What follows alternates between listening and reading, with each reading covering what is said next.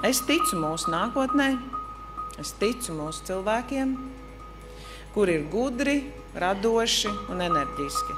Es domāju, ka Latvija ir stipra, vienlaikus mums ir daudz darāmā. Un mēs esam gatavi strādāt kopā, lai Latvija būtu labklājīga, droša un lai mūsu sabiedrība kļūst arvien vienotāka. Un tāpēc mums ir jaunā vienotība.